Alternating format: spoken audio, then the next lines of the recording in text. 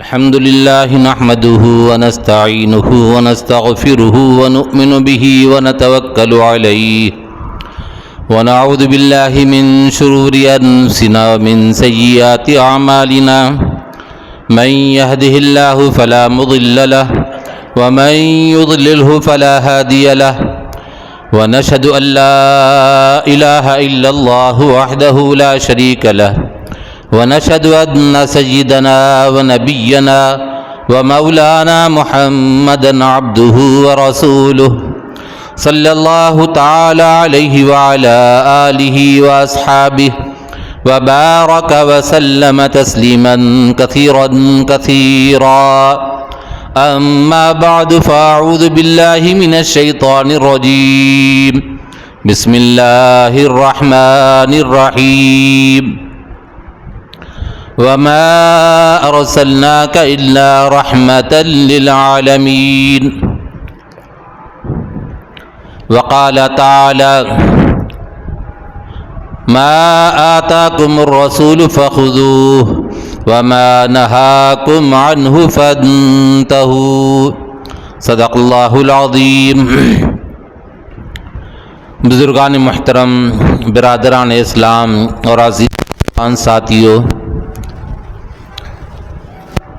نبی اکرم صلی اللہ علیہ وسلم کی سیرت پاک سنائی جا رہی تھی۔ یہ سلسلہ تسلسل سے چلتا رہا اور پھر یہ سلسلہ نبی اکرم صلی اللہ علیہ وسلم کو نبوت کے ملنے کے بعد آپ نے صفا کی پہاڑی پر چڑھ کر جو پیغام ساری انسانیت کو سنایا اور سارے لوگوں کو جوڑا، وہاں پر ہر قبیلے والے کو بلا کر جوڑا اور ہر قبیلے والا وہاں پر آیا اور آ کر آپ کی بات کو سنا۔ وہ چیز کیا تھی جو آپ نے فرمایا تھا کہ لا الہ الا اللہ تفلحو، کہو کہ اللہ کے علاوہ کوئی معبود نہیں ہے، عبادت کے لائق کوئی نہیں ہے اور تم فلاح پا جاؤ، کامیاب ہو جاؤ۔ یہ بات اللہ کے رسول صلی اللہ علیہ وسلم نے بیان فرمائی۔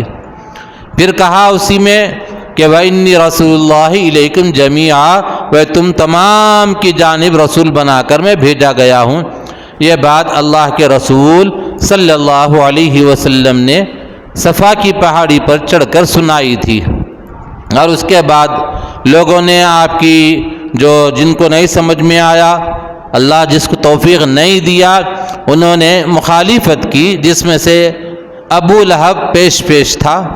اس نے سخت باتیں کہی تھی جس کا تذکرہ آپ کے سامنے کیا گیا، اور یہ بھی بتایا گیا تھا کہ سب سے پہلے ایمان لانے والے مردوں میں حضرت ابو بکر صدیق رضی اللہ تعالیٰ عنہ ہیں، عورتوں میں اور اس روئے زمین پر، یعنی سب سے پہلے جب تک کوئی ایمان دوسرا نہیں لایا تھا، نہ مردوں میں نہ عورتوں میں، سب سے پہلے ایمان لانے والی خاتون حضرت بی بی خدیجہ الکبریٰ رضی اللہ تعالی عنہا، جو امت کی ماں ہیں، انہوں نے اسلام قبول کیا۔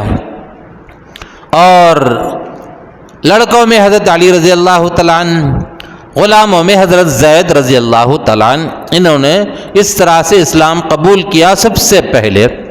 اور نبی اکرم صلی اللہ علیہ وسلم نے جب یہ تبلیغ کا کام شروع کیا، اعلاء کلمت اللہ کے فریضے کو انجام دینے کی کوشش کی، تو لوگ ان کے مخالف ہو گئے۔ اب لوگوں کو یہ بات سمجھ میں آئی کہ ہم جو بتوں کو مان رہے ہیں، معبودان باطل کو جو پوج رہے ہیں، جن کی پرستش کر رہے ہیں، ان کو چھوڑنا پڑے گا۔ لا الہ الا اللہ کے معنی کیا ہیں وہ سمجھ گئے، نہیں ہے کوئی معبود سوائے اللہ کے۔ تو اس میں جو بڑے بڑے بت بنا کے رکھے تھے، کعبۃ اللہ کے اندر بت تھے رکھے ہوئے، اور ہر بت کا نام الگ الگ رکھا تھا انہوں نے۔ قرآن میں بتوں کے نام بھی لکھے گئے ہیں، اللہ نے بتا دیے۔ لات ایک کا نام تھا، منات ایک کا، عزا، یہ جو سو پورے بت تھے۔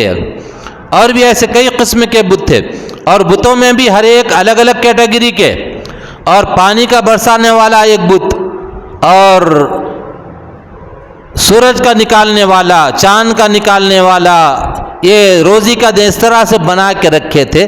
تو اللہ تبارک تعالیٰ نے جب آپ کو رسول بنایا تو آپ نے جب فرمایا کہ لا الہ الا اللہ تفلحو، نہیں ہے کوئی معبود سوائے اللہ کے، تو وہ سمجھ گئے کہ یہ سب بتوں کو چھوڑنا پڑے گا۔ اور چنانچہ وہ لوگ جو مسلمان کہلائے انہوں نے سب کو چھوڑ دیا، جب نہیں معلوم تھا کرتے رہے۔ آج بھی دیکھیے بہت سے لوگ ہیں، جب نہیں معلوم تھا تو گاؤں میں بہت سی چیزیں کرتے تھے، اور وہ اب جب معلوم ہو گیا تو سارے چیزیں دھیرے دھیرے دھیرے چھوڑتے جا رہے ہیں۔ مسلمان ہیں، کلمہ پڑھتے ہیں، اللہ کے رسول صلی اللہ علیہ وسلم کو پیغمبر مانتے ہیں، لیکن پھر بھی باپ دادا سے جو چیز دیکھتے آئے وہ کرتے آ رہے ہیں۔ لیکن جب ان کے سامنے اسلام کھل کے آ گیا اور اسلام پورے طور پر آ گیا، علماء نے بتا دیا کہ حق یہ ہے ناحق یہ ہے، تو مسلمانوں نے بھی وہ چیزوں کو آہستہ آہستہ چھوڑ دیا۔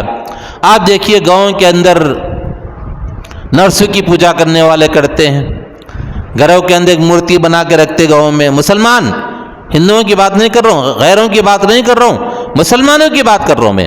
اپنے گھر میں ایک ایک بت بنا کے رکھتے ہیں، آج بھی ہمارے پاس بھی ہے۔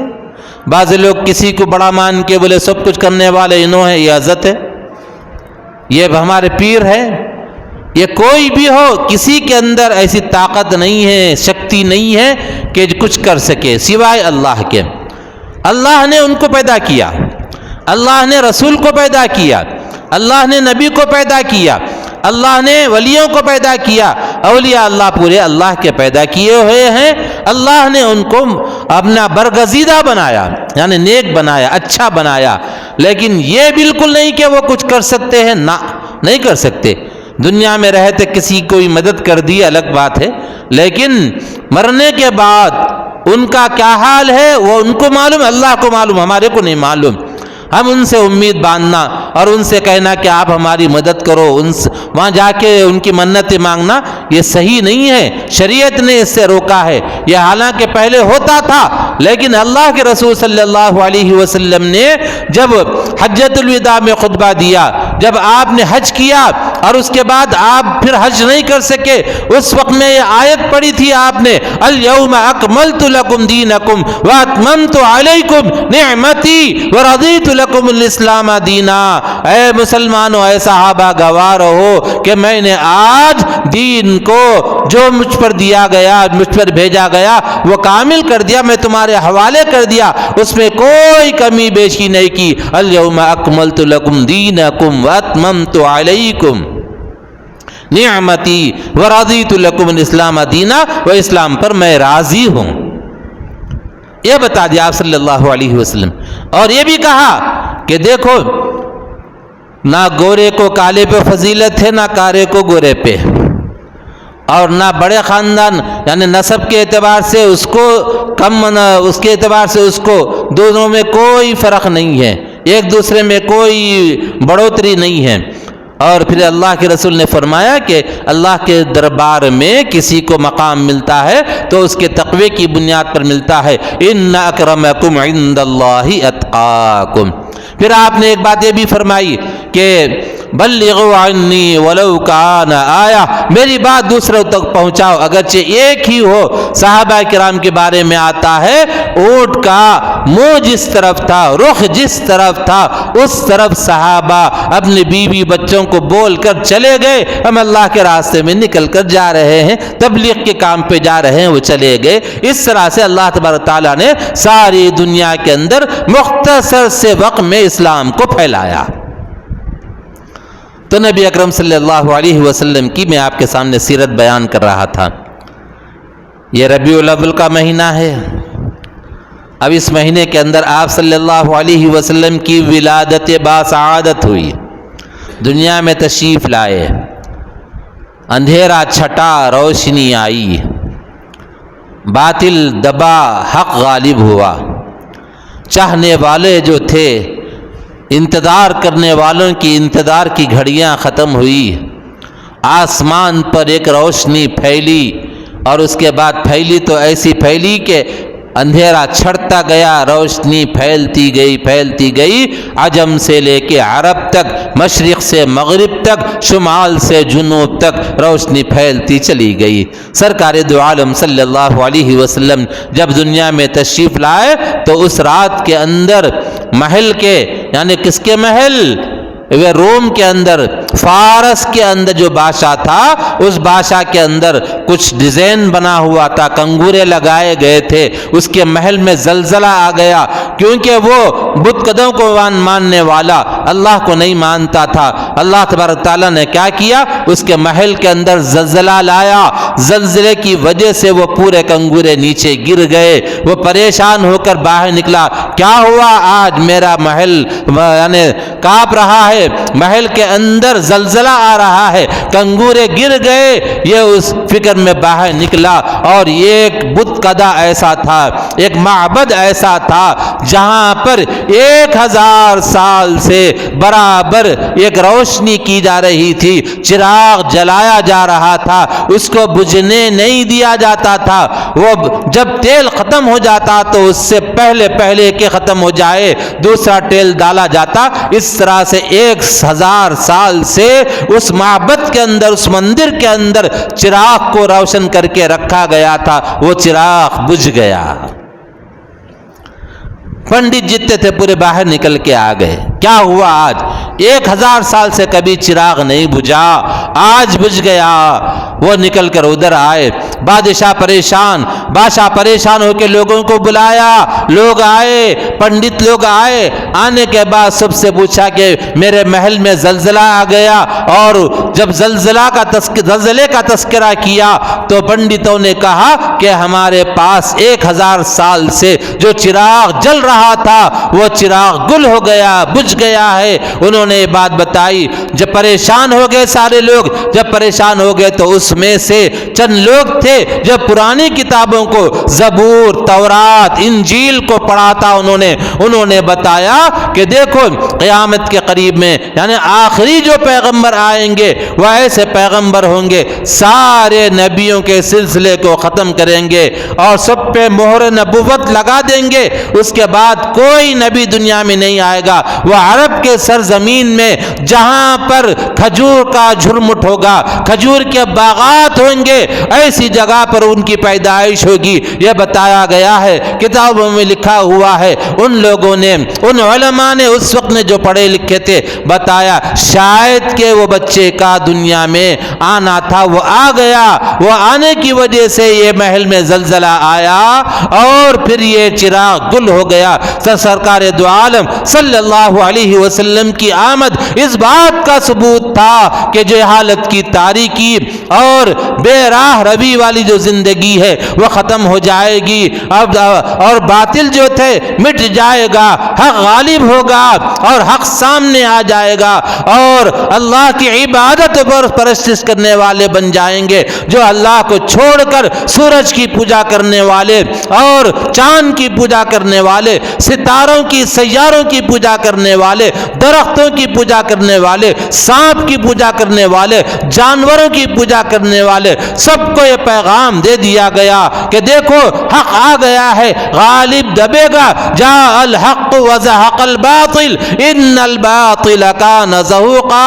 کہہ دیجئے قل جاء الحق، کہہ دیجئے کہ جب حق آ جائے گا تو حق غالب ہوگا، باطل دبے گا، اور باطل دبنے کے لیے ہی آیا ہے، باطل دبنے کے لیے ہی آیا ہے، دبے گا ایک نہ ایک دن۔ اور سرکار دو عالم صلی اللہ علیہ وسلم جب پیغام دیے صفا کی پہاڑی پر چڑھ کر، تو لوگوں نے آپ کی مخالفت شروع کی اور آپ کو ستانا شروع کیا۔ وہ بھی جانتے تھے حق کیا ہے، ناحق کیا ہے، لیکن سرکار دو عالم صلی اللہ علیہ وسلم جس گھر میں پیدا ہوئے، ان کے والد محترم کا انتقال ہو چکا تھا، یتیم دنیا میں تشریف لائے، مال کے اعتبار سے کمزور گھرانہ تھا، چڑھتے سورج کی پوجا کرنے والے لوگ جب دیکھتے ہیں کہ کسی کی واہ واہ ہو رہی ہے تو بہت تعریف کرتے ہیں. مال ختم ہو گیا تو دوستی ختم، مال ختم ہو گیا تو آنا جانا ختم، مال ختم ہو گیا تو اس کے گھر کے دروازے کی طرف قدم بڑھانا ختم. ایسے ہی ہو گیا اس زمانے میں کہ عرب کے لوگوں نے دیکھا کہ یہ تو غریب بچہ ہے، یتیم ہے، تو انہوں نے کہا کہ یتیم ہیں آپ تو. اللہ کو اگر کسی کو پیغمبر بنانا ہوتا تو مالدار گھرانے میں پیدا کیے جاتے ہیں، آپ تو یتیم دنیا میں تشریف لائے. ان کے حق میں اسلام نہیں تھا، انہوں نے مخالفت کی. ہم اس بچے کو کیسا بڑا مانیں، یہی تھا، حق سمجھتے تھے.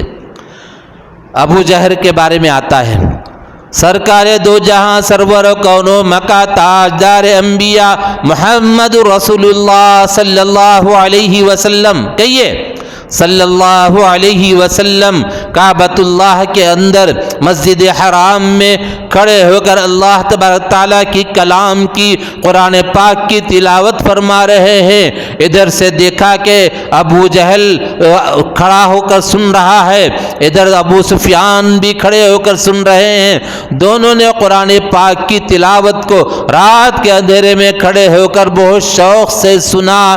جب آپ کی تلاوت ختم ہو گئی، ایک دم سے ابو لہب اور ایک دم سے ابو جہل اور ابو سفیان دونوں جانے لگے. دونوں کا آمنا سامنا ہو گیا کہ وہ ابو سفیان اس وقت تک ایمان نہیں لائے تھے، ابو جہل تو واصل جہنم ہوا، اس نے تو ایمان لایا ہی نہیں. دونوں کا آپس میں ٹکراؤ ہو گیا.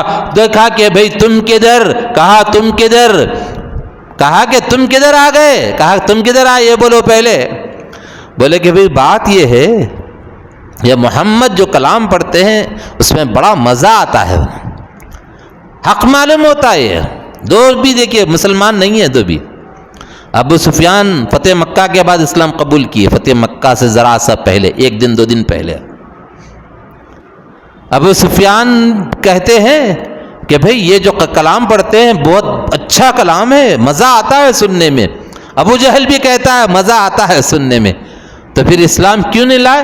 ان کی انا غرور تکبر، اللہ نے کیا کیا؟ خاک میں ملا دیا ابو جہل کے غرور کو، تکبر کو. حق سمجھتے تھے وہ بھی، لیکن اسلام قبول نہیں کیا. جس کے اندر تواضع انکساری ہوتی ہے نا، ایک نہ ایک دن ہدایت پا جاتا ہے. مغرور آدمی کبھی بھی آگے نہیں بڑھ سکتا، ترقی نہیں کر سکتا.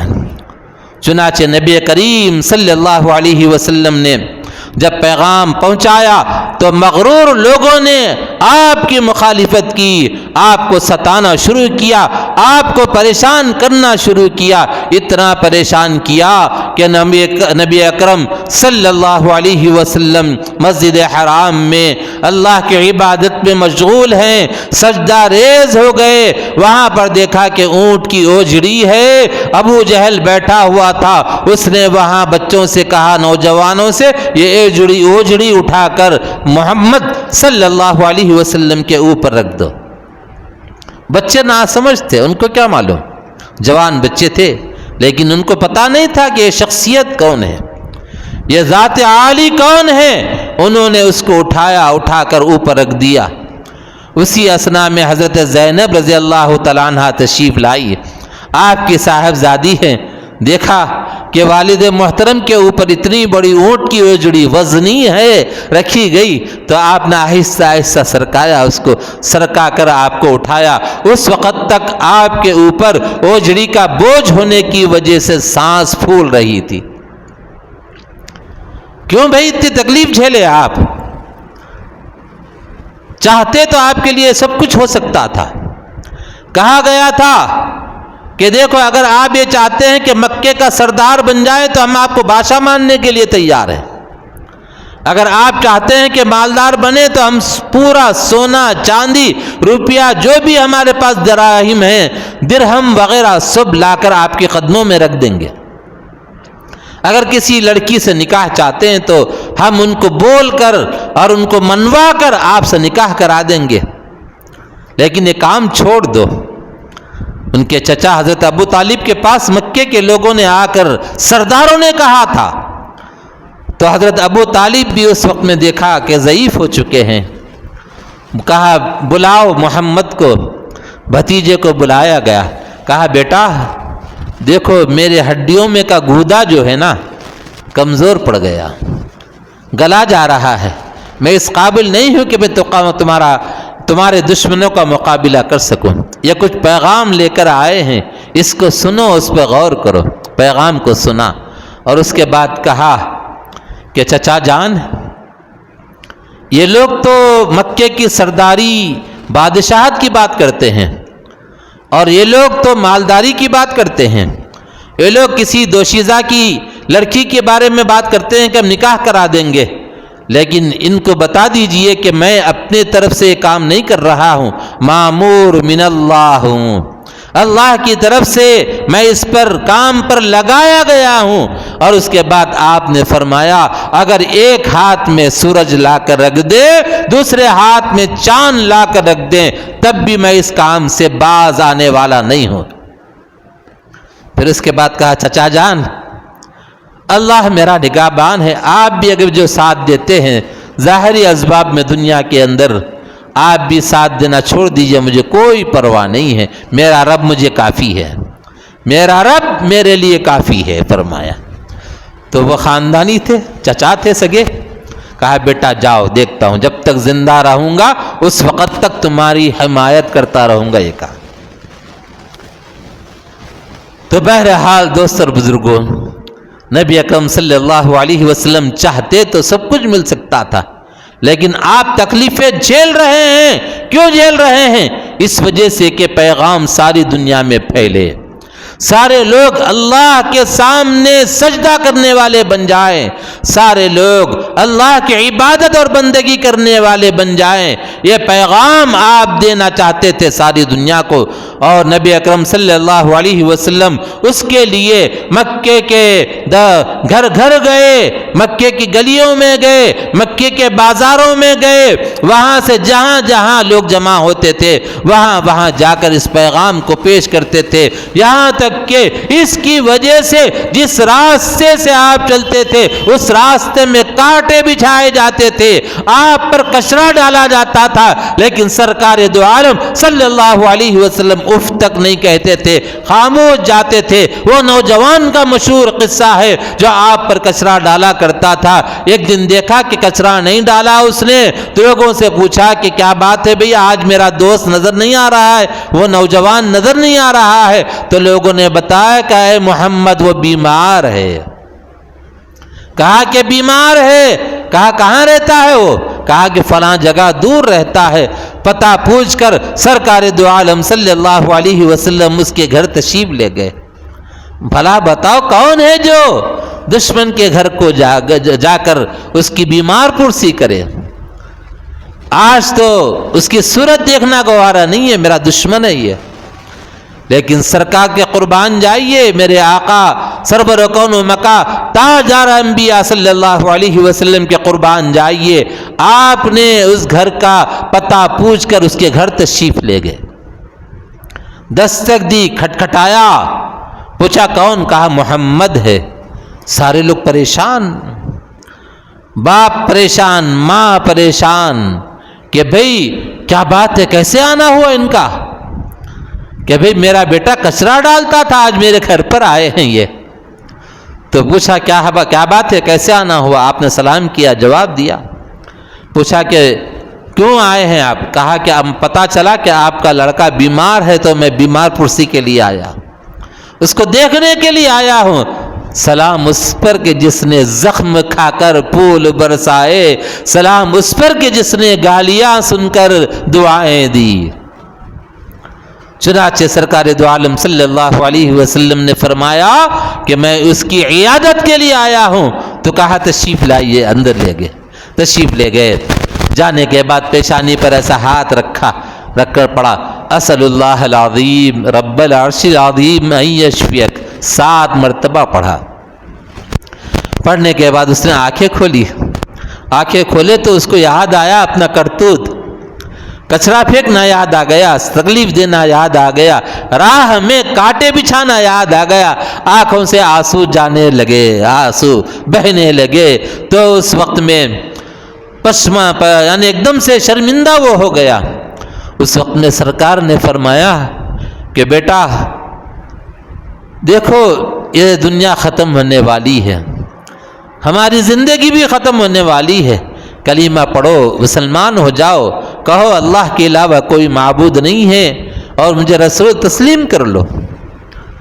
جب ایسے وقت میں جب دیکھا کہ اس کا دل دکھا جا رہا ہے، اپنے کرتوت اس کو یاد آ رہے ہیں، کون ایسا دل والا ہوگا جو اپنے دشمن کے گھر پر جا کر اس کے لیے دعا کرے، جبکہ کوئی پرانا دشمن نہیں ہے، تازہ روزانہ ستایا کرتا تھا، اس کے گھر گئے، جا کر اس کو تسلی دی، دعا پڑھی، تو اس نے کیا کیا، جیسے ہی سنا تو اپنے نظریں ٹیڑھی کر کر اپنے والدین کی طرف دیکھا، والدین بھی یہ گفتگو سن رہے تھے، تو جب دیکھا تو وہ سمجھ گئے شاید ہمارا جواب چاہتا ہے، ہمارا نظریہ چاہتا ہے، ہم کیا چاہتے ہیں وہ اس تک پہنچ جائے۔ تو اس وقت میں ماں باپ نے کہا بیٹا تمہیں اختیار ہے، چاہو تو قبول کر لو، ہمیں کوئی اعتراض نہیں ہے۔ تو کہا کہ یا رسول اللہ کلمہ پڑھا دیجیے۔ آپ نے کلمہ پڑھایا، اشہد ان لا الہ الا اللہ واشہد ان محمد عبدک ورسولک، اس نے گواہی دیتا ہوں کہ اللہ کے علاوہ کوئی معبود نہیں ہے، واشہد ان محمد عبدہ ورسولہ، اور گواہی دیتا ہوں کہ آپ اللہ کے رسول اور اس کے بندے ہیں۔ یہ کہہ کر کلمہ پڑھا کر وہاں سے آپ صلی اللہ علیہ وسلم اپنے گھر کی جانب نکل پڑے۔ پیچھے سے ایک آواز آئی، یا محمد اے محمد۔ پلٹ کر دیکھا تو ان کے ماں باپ ہیں، للچائی ہوئی نظروں سے دیکھ رہے ہیں اور کہہ رہے ہیں کہ یا رسول اللہ صلی اللہ علیہ وسلم آپ نے جو پیغام میرے بچے کو دیا ہے ہم اس کے منتظر یہاں پر کھڑے ہیں، ہم بھی یہ چاہتے ہیں کہ وہ چیز ہم کو بھی مل جائے، وہ چیز ہم کو بھی مل جائے۔ چنانچہ آپ پلٹ کر پھر تشریف لے گئے، سب کو کلمہ پڑھایا، پڑھا کر وہاں سے آپ تھوڑی دور چل پڑے تھے کہ پیچھے سے رونے کی آواز آئی، تو معلوم کیا تو پتہ چلا کہ اس نوجوان کی روح پرواز کر چکی ہے۔ یہ تھے میرے آقا سرور کون و مکا تاجدار انبیاء صلی اللہ علیہ وسلم، جو اپنے امت کے لیے بے پناہ محبت فرمانے والے۔ اور دوست اور بزرگ، آج ہمارا کیا حال ہے؟ ذری ذری سی بات پر ایک دوسرے کے خلاف بولتے ہیں، ذری ذری سی بات پر ایک دوسرے کے خلاف، یہ فلاں ہے، یہ ایسا ہے ویسا ہے، لیکن کبھی یہ نہیں سوچتے کہ بھی ہمارے پیغمبر محمد رسول اللہ صلی اللہ علیہ وسلم کی تعلیمات کیا ہیں، یہ نہیں سوچتے کبھی۔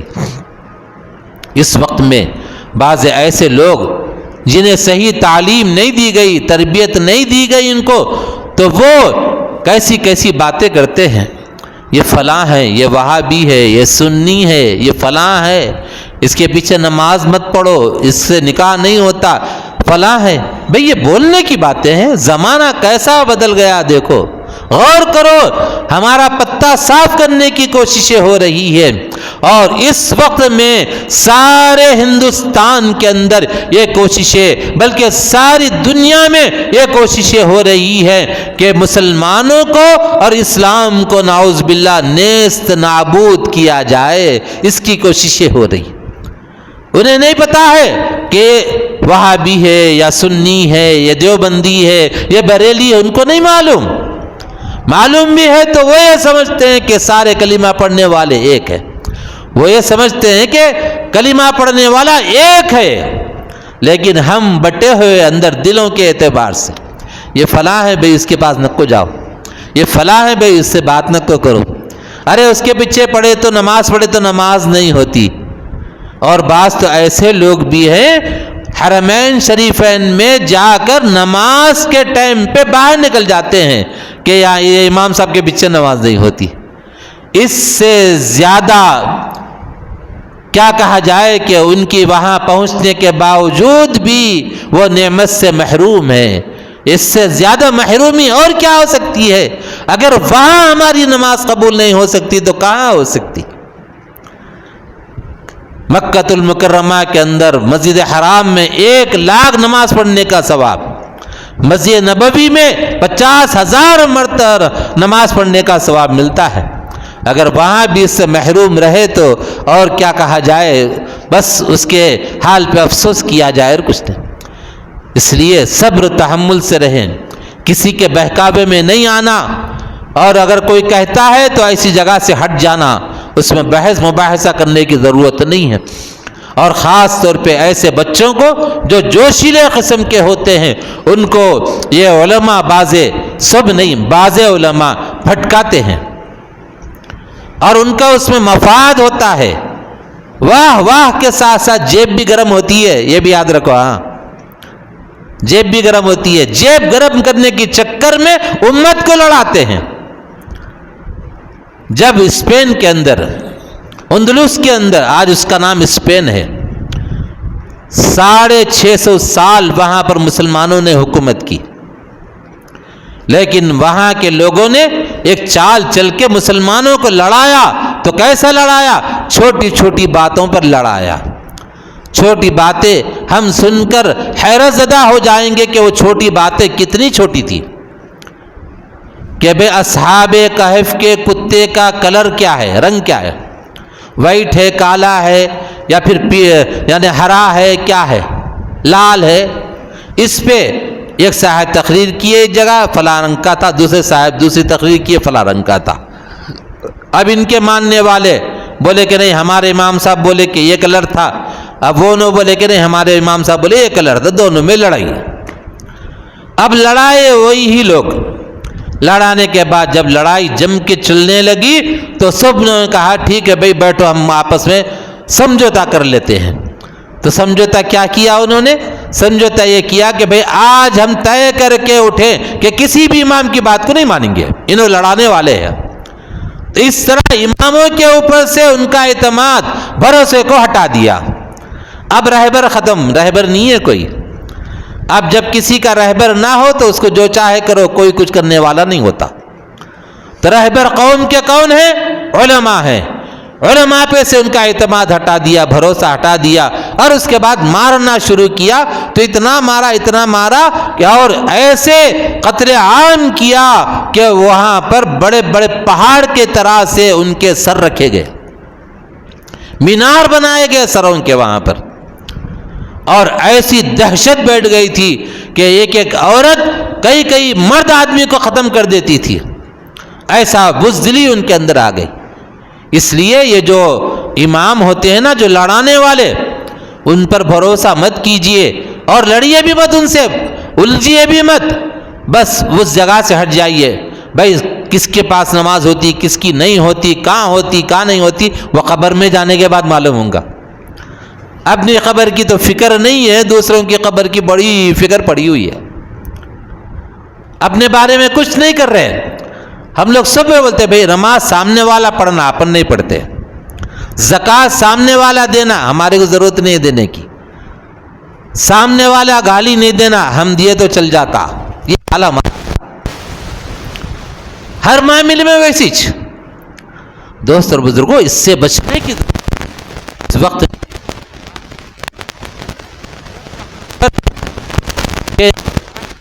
لاک ڈاؤن پر آن لائن کئی بل پاس کر چکے ہیں.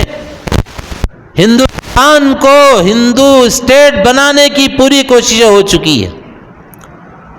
نہ یہاں پر مسجد رہے گی، نہ مدرسہ رہے گا، نہ مسلمان رہیں گے. یہ کوششیں ہو رہی ہے. اور ہمارے بھائی، بھولے علماء، بھولے ہی کہنا چاہیے ان کو.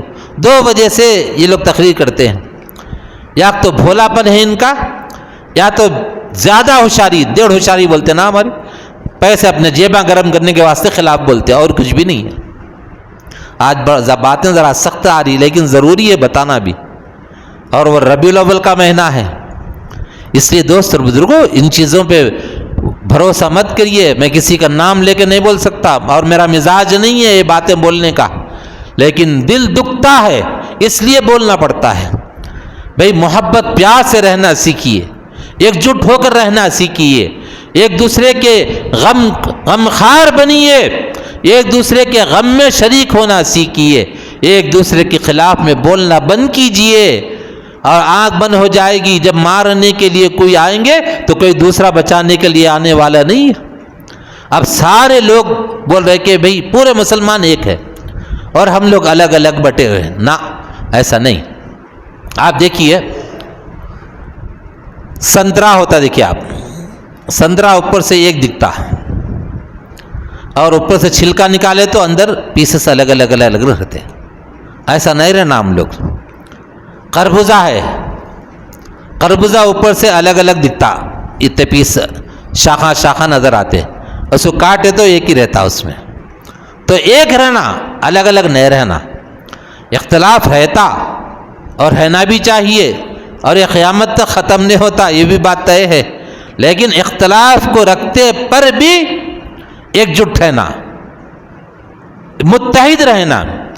بھائی جس کو جو کرنا ہو کرو، مرضی تمہاری، لیکن اس کی وجہ سے اختلاف کرنا، ایک دوسرے کی براسی مول لینا، ایک دوسرے کے خلاف بولنے گا، ایک دوسرے کو گالی دینا، ایک دوسرے کو صحیح نہیں سمجھنا، یہ غلط ہے۔ بھائی جو کر رہا کرنے دو، بیسک جو چیزیں ہیں وہ چیزیں دیکھو ختم۔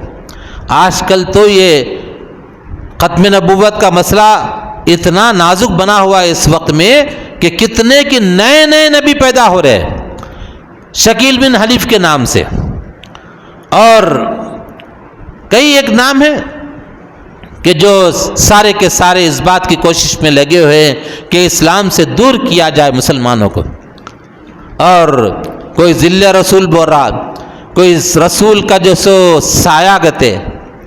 زندگی میں کتابوں میں لکھا ہوا ہے کہ آپ صلی اللہ علیہ وسلم چلتے تھے، دھوپ تیز ہوتی تھی تو بھی سایہ نہیں پڑتا تھا، زندگی میں سایہ نہیں، تو بعد میں کہاں سے سایہ پیدا ہو گیا؟ بھائی یہ قادیانی اور شکیل بن حلیف کے لوگ، اور پھر گوہر شاہی گتے، گوہر شاہی بہار میں بیٹھا ہوا ہے شکیل بن حلیف، اور وہ شخص دعویٰ کرا کہ میں نبی ہوں، نبی نہیں مہدی ہوں، امام مہدی میں ہوں، دعویٰ کیا اس نے۔ تو ایسے لوگ ہیں، اور ان کے بہکاوے میں آنے والے ماشاءاللہ بڑے بڑے داڑیاں ہیں ان کے، ایسا کرتا کلی کا پہنے ہوئے، کلی کا کرتا جیسا میں پہنا ہوا، ایسے کپڑے پہن کے، شلوار ایسا اونچا اٹھا کے، آپ دیکھنے والا پورا شیشے میں اتر جانا، لیکن عقائد خلاف غلط ہے، عقیدہ غلط ہے ان کا۔ جب عقیدہ غلط ہے تو مسلمان ہی نہیں ہے۔ تو ایسے لوگوں سے ہوشیار رہنا بس، باقی دوسرے چیزوں میں پڑھنے کی ضرورت نہیں ہے۔ یہ وہابی، یہ سنی، فلاں فلاں، نہ، سب کلمہ پڑھنے والے ایک ہے، لیکن اگر قادیانی ہے تو وہ مسلمان نہیں ہے، یاد رکھو۔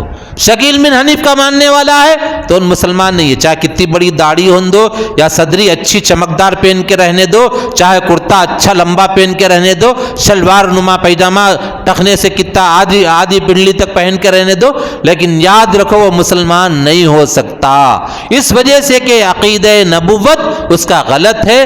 سرکار دو عالم صلی اللہ علیہ وسلم کو آخری رسول نہیں مانتا، جس کی وجہ سے ان اسلام سے نکل گیا۔ تو ان سے بچ کے رہنے کی ضرورت ہے، باقی سب الحمدللہ سب ایک ہے، آپس میں اختلاف نہیں کرنا۔ سرکار دو عالم صلی اللہ علیہ وسلم کا جو پیغام ہے وہ پیغام کو عام کرنے کی کوشش کرنا، جیسا کہ آپ صلی اللہ علیہ وسلم اس نوجوان کے گھر گئے، گھر جا کر وہاں پر انہوں نے دیکھا کہ وہ بیمار پڑا ہوا ہے، تو بیمار پرسی کی، اور بیمار پرسی کر کے وہاں پر اس کو کلیمے سے روشناس کرایا، کلمہ پڑھا کر مسلمان بنایا، پورے گھرانے کو مسلمان بنایا آپ صلی اللہ علیہ وسلم نے۔